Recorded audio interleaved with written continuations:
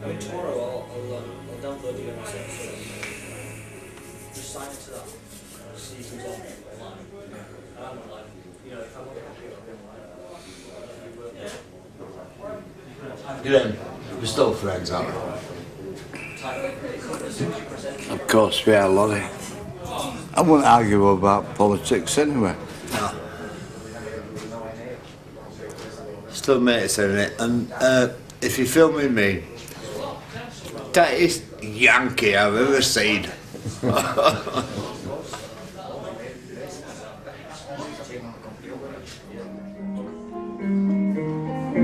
I've seen. You're looking all right now. Yeah, I don't know about you. Tell me now. I want you. I need you. Come on now. I have been betrayed.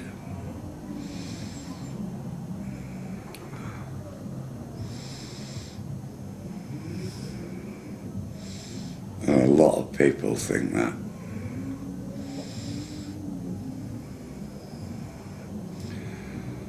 And I am not a political activist, but I feel betrayed by the Labour Party. So despite your sense of betrayal by the Labour Party, do you so you still vote? I still go. Yes, I do. Yes, I do. Because it is my right to vote for either, you know, the local elections or the national. And I do. I'm one of the first there, every time. And may I ask who you voted for? No, you can't. Not on film.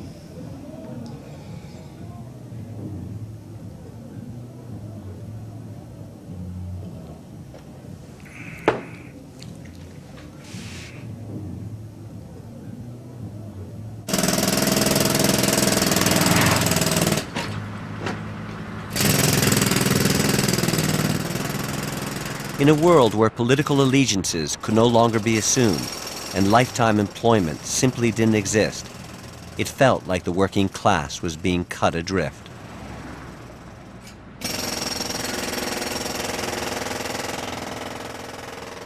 Coming from a country where there was no such term as working class, I wondered whether this was perceived as an opportunity to redefine oneself, or as just another fracture in an increasingly confusing world.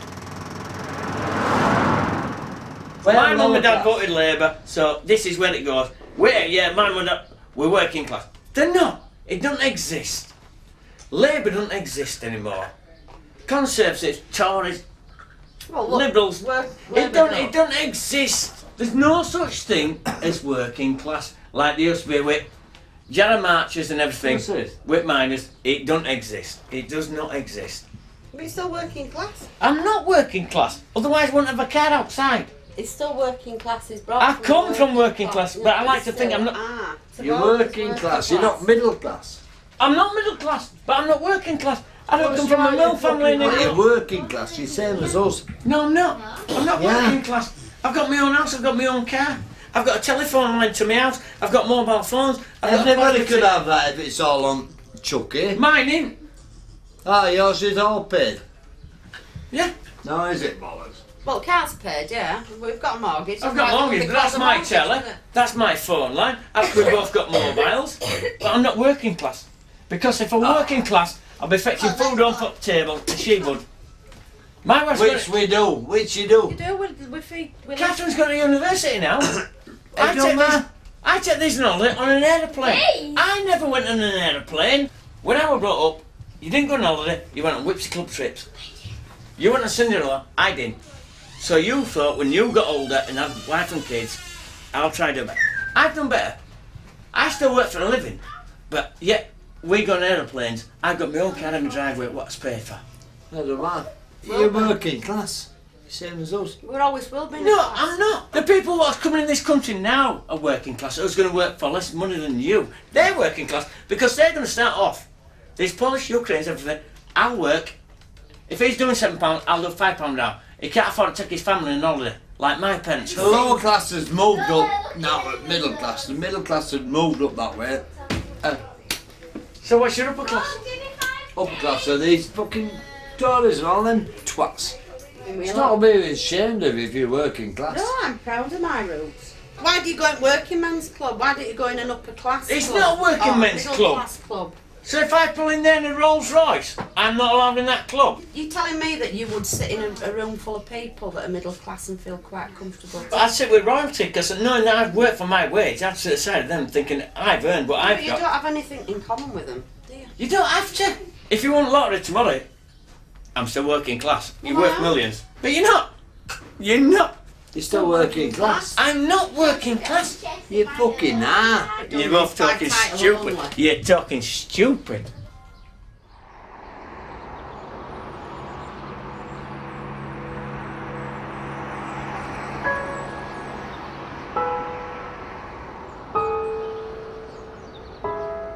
As the membership grapples with the changing world, so too does the club. With the weather getting colder and with the smoking ban in place, fewer people are coming through the door. There's been no interest in ballroom dancing, and so the committee are once again desperate to cut costs. Sky's gone up this month from 485 to 525. Well, for the amount of people that watch you, you can't afford that. But if you turn Sky off, you might as well shut the club. No, you go. No, but where you going to get your money from? Anyone that's in here on a Monday, Wednesday, I mean, there ain't that many coming in, but they're only coming in because it's sport. Yeah. So you won't get them either. I tell you, if you turn Sky off, shut the club. I'm not saying turn Sky. I'm saying making it so it's a viable. The way forwards to get the beer cheaper. Well, leave the Sky on. You I know get that, more people watching the sport in here rather than watching it at the windmill because the beer's cheaper there through the week. Next door, the beer's cheaper through the Not week. make it attractive for them to come in. That's the market force. The price of the beer.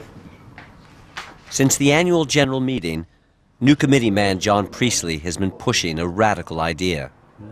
The club has a nest egg, shares worth some £30,000, but also a loan from their brewery. If the club could clear the loan, then it could control its most important selling point, the price of its beer. Have you had a chance to talk to anyone about paying the loan off, George? To see if we'd be financially better off? No, I haven't yet. No, it's... Well, it's up to trustees, really. Won't we better get the information first to see and then put it to them and say, well, this is how much we'd be better off? Yeah. You know, if we're going to move, let's move quickly. The money in the shares, it's going to go down, isn't it? They're expecting a big crash next year. What you've got to find out is, say if you put 30 grand down, 35 grand, whatever it is, how much mileage are we going to get? Well, look at when we did with Calder's, Yeah. pound a pint, what happened? It went within day. Yeah. The whole lot went within day. So, Still making What's that got to do with stocks and shares? no, but if the money's not making money in shares, Yeah, we can pay the barrelage off and aye, get it cheaper. no, we just- All this pointing out is that cheaper beer sold quickly. You know, cheaper beer, it's obviously going to get people in, and that's what it It's wants. like, All these pubs here, same as a general they're all meeting. going deader and deader. I mean, if you look how many pubs throughout the village for a week that sell beer cheaper than us, and we're a working men's club. Carlin next door is 185. Our lager's 195, so that's 10 pence a pint. If you get a lad that's going out with 5 pints a night, it's 50 pence a week he's losing. We should be cheaper, we're a working men's club. So we'll leave that with you, George, then we'll have a word with Louise and see if she can give you any figures. Yeah. If we'll be better off.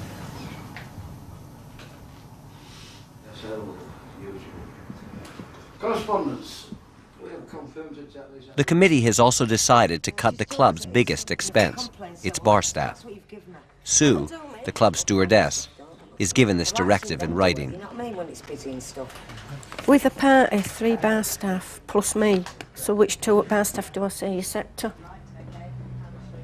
When they've all needed it and they've all had to work it. That's setting, they've all been good. Which can you do it in? It's rotten, that. I'm not doing. 12 till 3, don't do it. I'm not doing. It's pathetic. They've given me 4 of these in space of 6 months. But they should have discussed it. They shouldn't just say, that is what we want. I mean, 2 bar staff cannot run that bar and collect glasses on a Sunday afternoon when there's karaoke on in here. It's too busy. The club's struggling and they're trying to take it out on somebody, so they're taking it out on bar, which is the wrong part of the club to take it out on, because that's the part that brings the money in. So if it isn't run fully staffed and efficiently, you're not going to get the money over the bar. I mean, 2 bar staff, folk will get to a stage they'll get fed up of waiting and they'll start going elsewhere. So straight away, even if it's only £2, them £2 add up. Them £2 add up. So, I don't know, sometimes I feel like, I think they want it to go under. As I waited to see if John Priestley's plan to clear the club's debt might work, I realized that I was spending more and more time at the club, and not always with my camera. I'd taken out my own club membership and was becoming a regular at the Thursday night pub quiz. I was becoming less a filmmaker and more of a friend and drinking companion.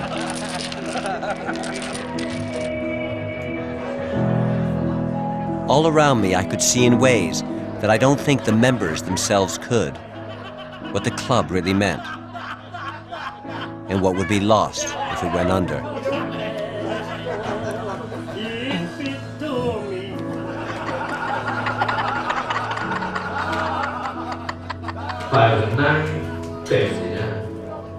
Sundays became a favorite night of the week, partly because I saw faces that were otherwise never in the club, partly because I saw the committee providing a sense of community to people that might not have it elsewhere in their lives.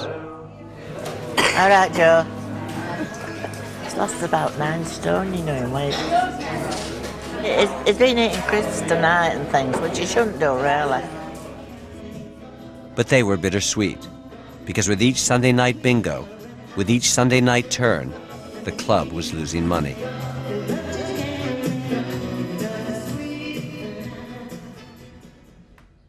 Two weeks later, George, the club's secretary, reported back on clearing the brewery loan. Regarding paying off that loan, your loan is still in about 54,000. We haven't borrowed another 14, have we? They said it's £40,000 the loan. That's what it says in AGM. Yeah, well, that 15,000 can't go under then, can it? We borrow 15, George? Just before the general meeting. And that one on the accounts on AGM? It can't be, can it? Okay, no, that's a lot.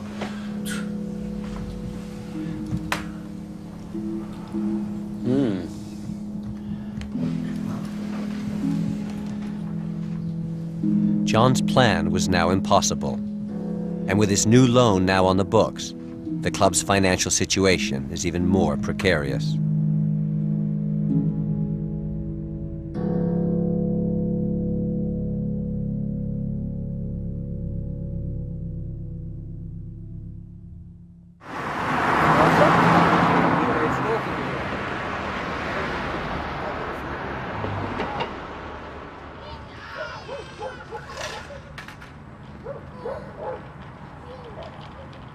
Despite the club's increasing fragility, there were still nights that brought the membership together. To make inroads. 2 4-point wins for Leeds already against Bradford this season. 18-14 at Oxford earlier in the season, and that 42-38 win at the Millennium Stadium. Kick over the top. Here's Donald going for the corner. But has to be quick for Bradford.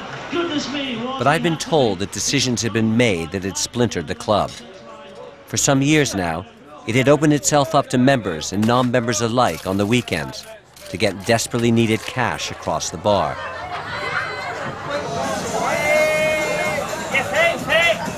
It had become less of a private, members-only club, and the atmosphere, I'd been told, was changing. I'm ready! 1, 2, 3!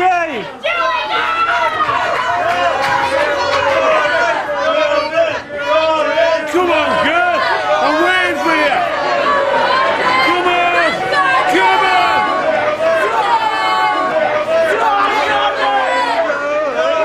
Here you go, Julie! Here you go,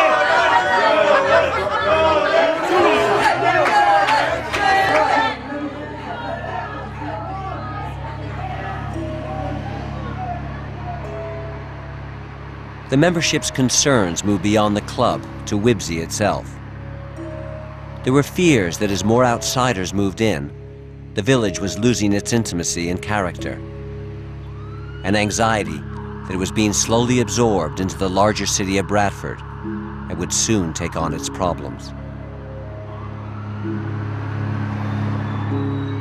For years since the city's economy had collapsed, tensions had been building as people and communities vied for employment, housing, and increasingly limited resources.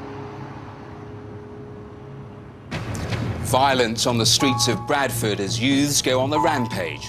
The fighting began between white and Asian youths in the city centre. The violence spread across the city as officers tried to disperse Last night, the rioting lasted for nearly 11 hours. It was some of the worst this country has seen in recent years. Bradford has suffered 2 major race riots since 1995, tearing the city apart and leaving a very public cloud across the notion of multiculturalism. We are sleepwalking our way to segregation. But this is a city full of unanswered questions. Not just why this happened, but what these riots are doing to the long-term relations between the white and Asian communities.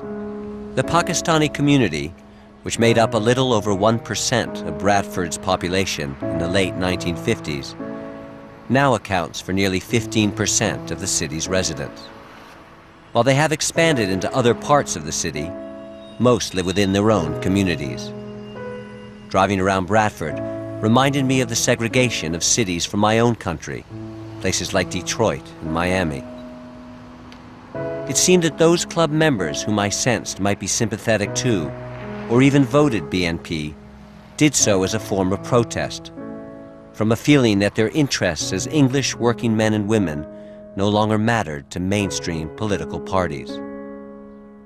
But at the same time, that protest was a reflection of real issues affecting them and their city, problems not necessarily visible to an outsider like me. Then I met Eddie, who lives on an estate just outside Wibsey. A member of the club for 18 years, he remains a loyal Labour voter. Whether out of desperation from what he saw happening in his hometown, or maybe from his personal circumstances, 56, unemployed, single father of 5, he was willing to talk openly about the tensions that he and his family felt living in the new Bradford.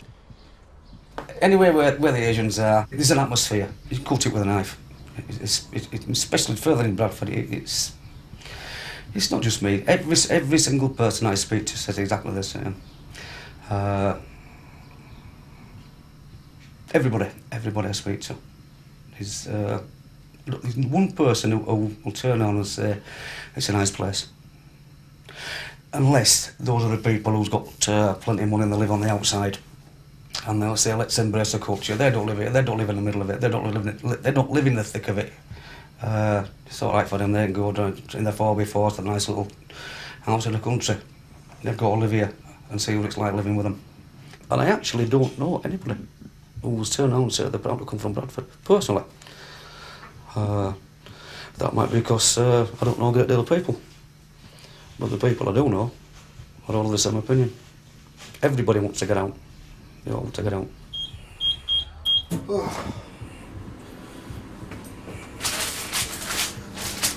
How many chips did you get? Got myself a bag of chips. Got yourself one? Sorry, I had enough for a bag of chips. Oh. Why? I didn't know. I thought you were going to get a couple of bags. What? If that's all good enough, then that's all good enough for. Are you going out? I've no money to go out, Paul. Join the club. I've no money. I've no money to go out. I've no money for a bag of chips, have I? You got paid for that? No. Can't afford them.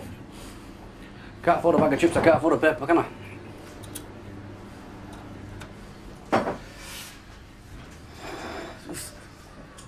What's that noise? Eddie tells me that after 30 years of steady employment as a scaffolder, his income can no longer support his family, and he's been forced, against all his instincts, to turn to the state and live on benefits. His eldest son, Paul, now picks up the odd day's work as a scaffolder. And the tensions of the reversal of traditional father-son roles, compounded with the family's financial strains, are clear. Right, I just had £1.40. Right, thought, right, I'll get a thing here, thought, I'll test my luck on a scratch card, see if I can get a tenner tonight for a smoke. Tenner, off a £1. Woohoo! Woohoo! Eh? As soon as I walked in the shop, I thought, I'm going to win a tenner. Eh? Eh? We're going to need that to get some milk. We're going to need that to get some milk. I'm getting tensed up now, and what I want to do now is go out, just relax. It's what I'm in here. Veins are coming out of my neck. It's only because I don't have any money. If I had any money, I'm all right. It's because I can't do what I want to do. You know, money-wise, I'm just totally. Cheers.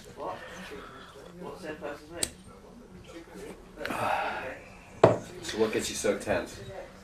Pardon? What gets you so tense? What makes me so tense? Yeah. Him. Oh, Paul. Why do I make you tense? Think I'm deaf? Well, you know what I mean? See what I mean? Why do I make tense? Yeah. Look at him. Come and see him tomorrow when we come home with wages and then see what he's like. Skip him down like that. Come on, work wages. I've had 15 quid off him in a month. £15 in 1 month. He's giving me more. There's a 17-year-old here, Daniel. He pays me up every time. Paul, I'll lend us 10, lend us 5, lend us 10, lend us 20, lend us 30. I'll give you it back. £300 he owes me now. Okay. Yeah, get some slippers. Where are you going now? Huh? Where are you going? Get me zigzag, huh?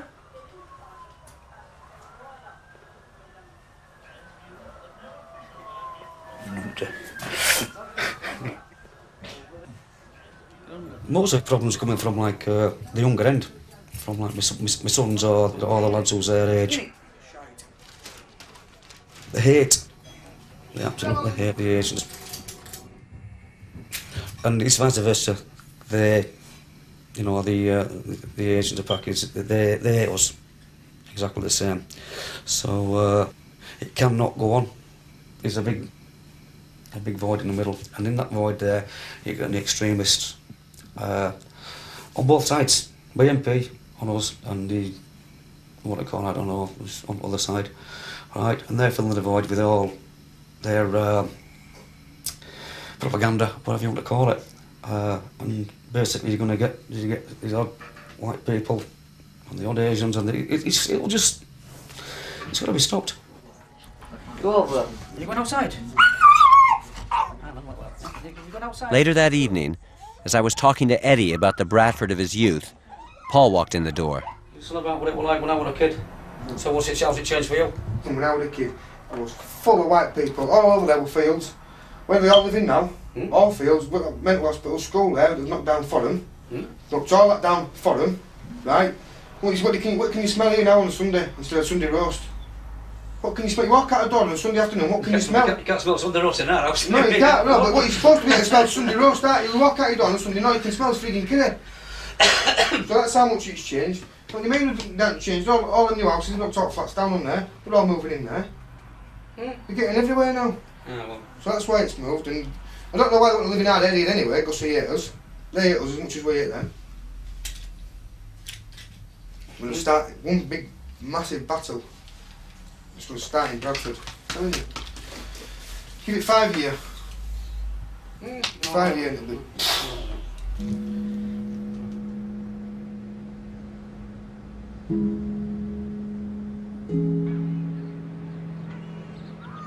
You've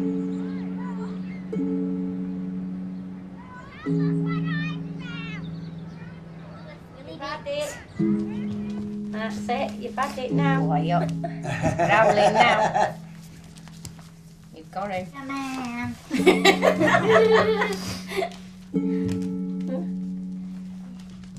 Let go. Let go.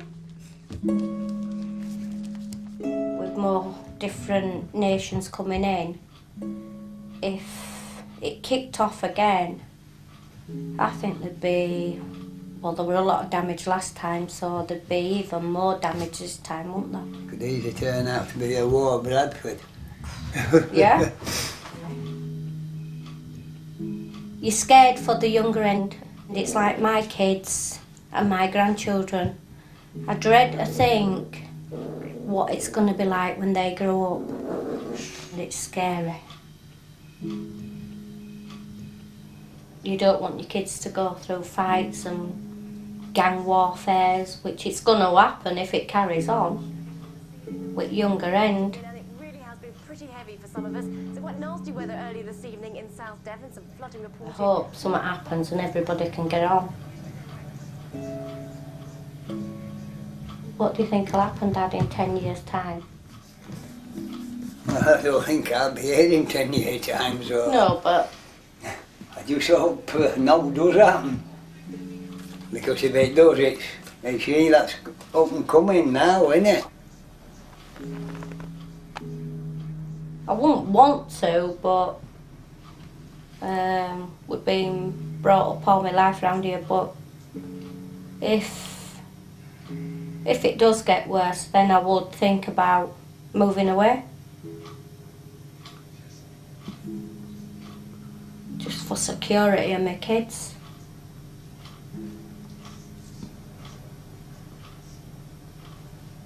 To have them in a better place, safer place.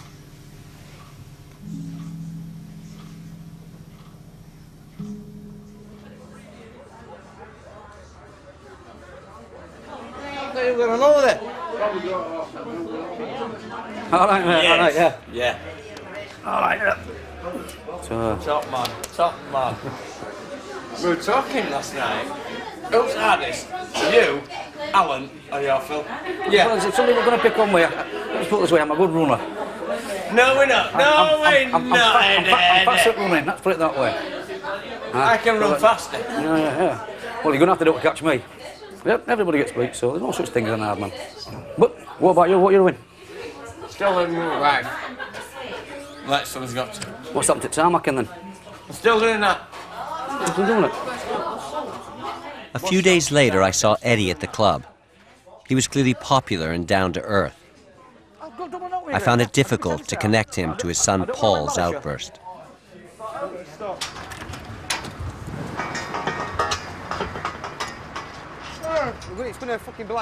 I joined Paul at work. He was eager to continue to tell me about his Bradford. Muslims, they build all new houses for them, and all those white people just get all shite on the state. They get all brand new houses, all grants. When I asked him why he hadn't joined the club, he laughed, saying it was a place for old codgers. It struck me that Paul had virtually nothing that bound him to a community. He wasn't a member of a club. He hated his city, and he was deeply resentful. He reminded me of drifters that I'd met back in my own country, marginalized, rootless, and unpredictable.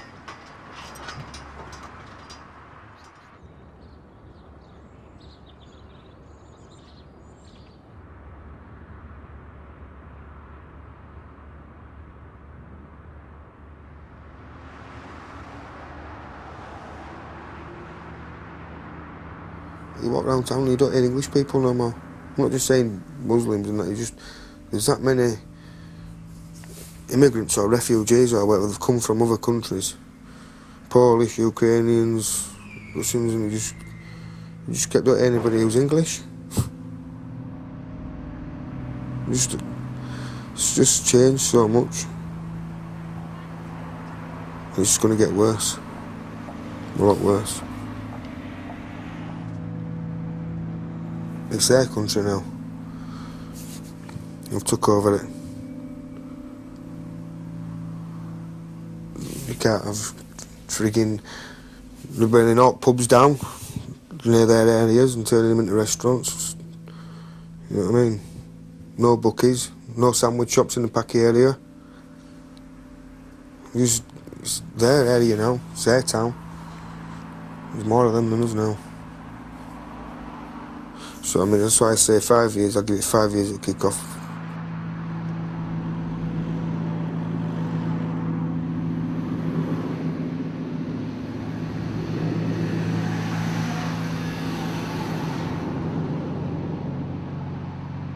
It's an horrible, sick thing to say, but I could honestly sit there and see a young Packy kid or get knocked over and not even blink an eye. You know, it just would not bother me. I hate them that much. So stupid, that's why I want to be off, away from Bradford.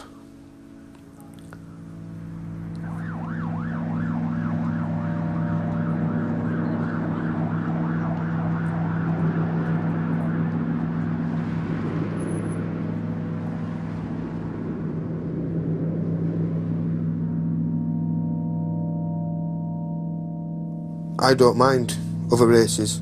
I don't mind Chinese, I don't mind Jamaicans, Indians, it's just Muslims I don't like. Do you vote? No. No. No, I don't think I'm allowed to vote.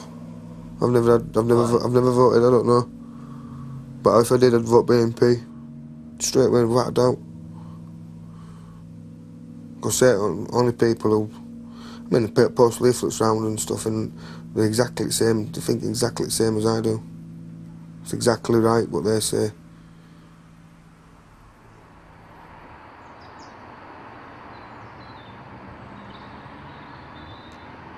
Paul felt a world away from the club. And while I knew that the society in which clubs had flourished no longer existed, I couldn't help but think that some version of clubs was even more crucial now, if only to connect the Pauls of this world to something larger and reduce their sense of marginalization.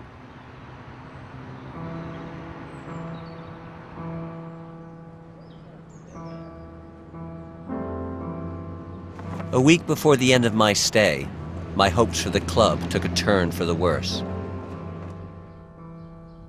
A committee member whom I felt represented real hope for the club's survival, someone who'd suggested new ways of doing things and asked the tough questions, resigned. They just won't make the decisions needed to... it's just not sustainable the way it is. I mean, we're losing money on a regular basis now. So how long can you carry on doing that? And with money in shares, that could be making money now in bank, rather than losing money in shares. Jesus, it's like pulling teeth trying to get outdone about that. They're going to have a word with a financial independent advisor next door for what? Is it 3 weeks, 4 weeks? Yeah. And it's just important issues that you bring up 1 week, and if you didn't actually prompt it to bring it up again the following week, no one else, this is one of the things that does worry me, no one else in committee would bring it up. They're just willingly, oh well, it never even entered their heads, you know. And it's really important stuff. I've thought about this, is it a lack of get up and go? Maybe there's not enough on committee. Possibly there's too many that's in Easy Street. They've had it, maybe they just don't like change. They've got into a routine where they become robotic, just doing the same, just going over it, you know, and they're used to it. It's like the norm to them, you know. And you sit down there and you listen to this and you think, it's almost perverse, you know. You think, well, hang on, we discussed this last week, why are we possibly doing it again, you know? And I just can't see. I mean, you couldn't run a company like this. The elder shareholders would have them drawn and quartered. I don't know. I don't think there's any hope, really, because that's how it's done, that's how they're used to doing it, and that's how it'll continue being done.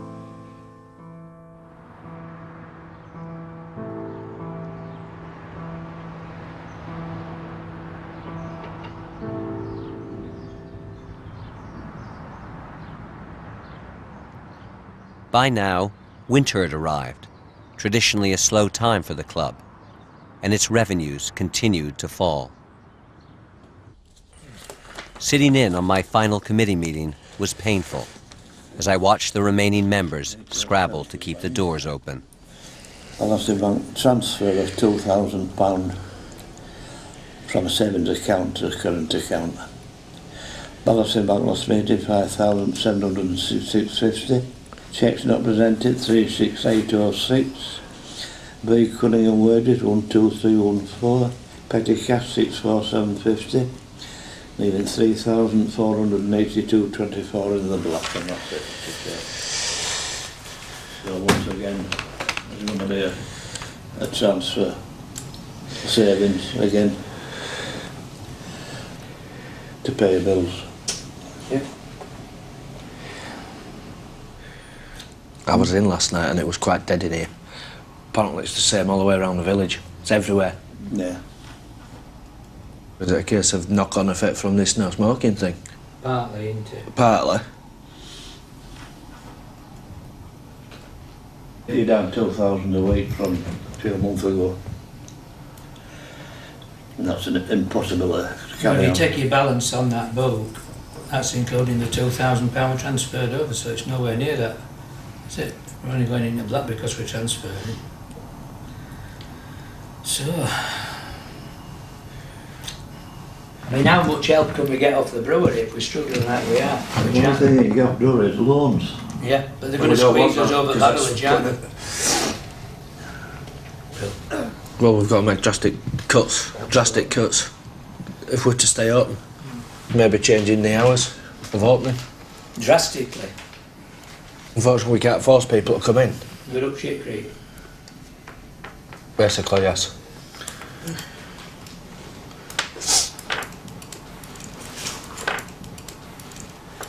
Right. Where's George?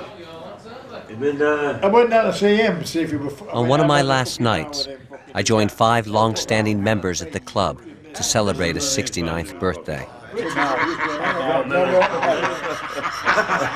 he goes into the doctors, he went to this doctor's, he said, look, well, every morning I wake up feeling something terrible. He said, what can you do with that? Yeah. Get a divorce.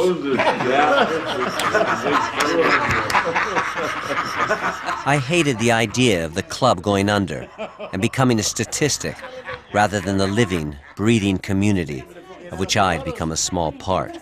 It's birthday. Can you make it all come up one? Go get that Wagner, Bob.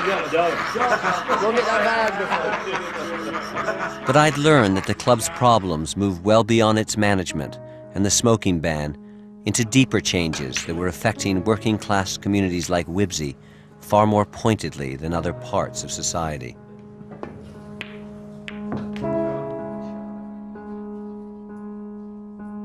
On my last Sunday in Bradford, I went to the club for one last turn. As I watched Keith, a performer at Northern clubs for more than 15 years, I found myself moved. Thank you, good evening. We're going to sing a few songs that are coming to a bit of a category of being really good old clubland classics, songs that have been in and around clubland for a long, long time, simply because they're good ones, they'll never go away. Songs a little bit like this one. I knew that the world couldn't stand still, but I also knew that as things evolve, something is always lost. Don't ask me a mountain of questions when there's simply one answer to them all.